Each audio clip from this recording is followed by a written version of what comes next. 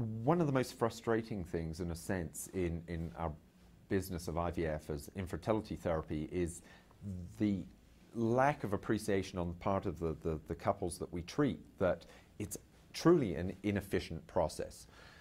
We come into it giving the sense that everything's going to be hunky-dory, that you have plenty of sperm and apparently plenty of eggs based on follicular scans and so forth as the couple get closer and closer to their egg retrieval. And the realities are that even if you have, say, 25 follicles, you may only end up with 15 eggs. Of those 15 eggs, you may well end up with only 10 of those fertilizing, being normally fertilized eggs.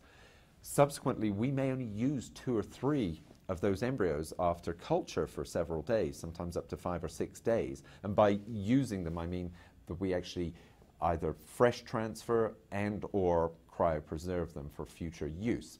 In studying recently a large body of data to get, in essence, an efficiency ratio of what it takes to go from so many eggs to actual babies, live-born healthy babies, it is clear that surprisingly, if we start with, say, perhaps 100 eggs, just to give you some simple math, we only end up with, from 100 eggs, we only end up with about 4.5 babies. Obviously, not half a baby, it's, you know, but that's statistics. And more tellingly, of the embryos that we generate, that is, from 100 eggs, we perhaps only get, say, 75 of those to fertilize normally.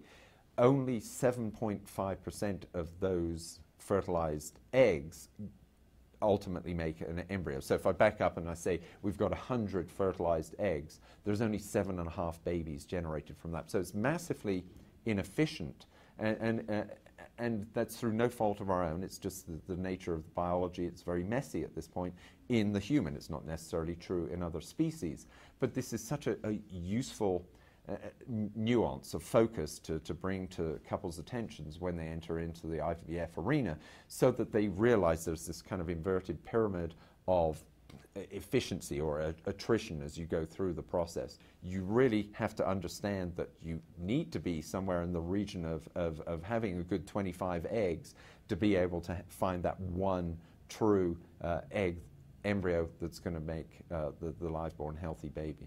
It's an inefficient process, and I think it's very worthwhile making that clear to couples before they come into the procedure of IVF.